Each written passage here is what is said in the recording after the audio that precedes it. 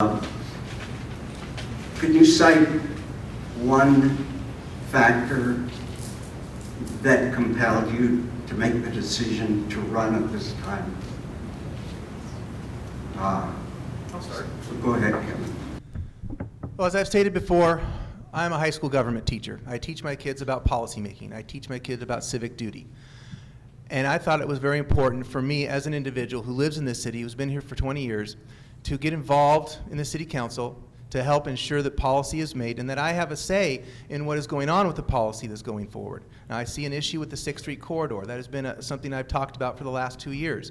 That is something that I would like to have a say in the policy development of that area. And so I would like to sit on the city council so that I can work to develop our city core, bring these new ideas to that area, and to help basically make the city of Corona a better place to live, to make sure that our future is secure, to make sure we have a strategic plan to know where we are going. And so those are all the areas that have kind of driven me to run for city council. Well, I have a tradition of service. I served our country for 20-something plus years as a CIA officer, served in the Gulf War I, Central America. I served in Bosnia, served in Iraq. My wife served in Afghanistan and Central America. So we have a tradition of wanting to serve our country. When I retired almost 5 years ago, I decided, well, what am I going to do with my life? I actually had some very good job offers. They were either overseas, and I sucked a lot of sand in my life. I didn't want to do that again in those places. And there's also, I would have to have the huge commute down into Los Angeles or some other areas.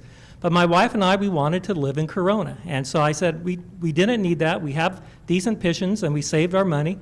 We wanted to retire in Corona, stay here, and we want to serve our community. And that's why I was appointed on the Planning and Housing Commission. I'm on the Infrastructure Committee, and now I want to be on the City Council because I want to continue that service to everybody.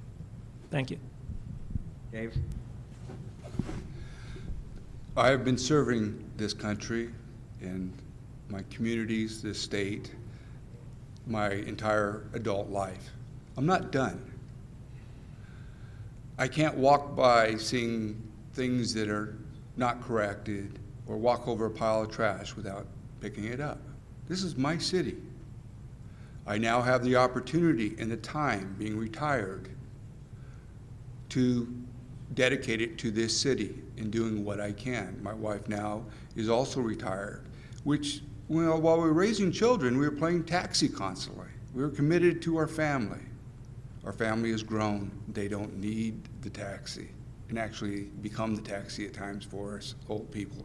So with that, I'm here because I want to help.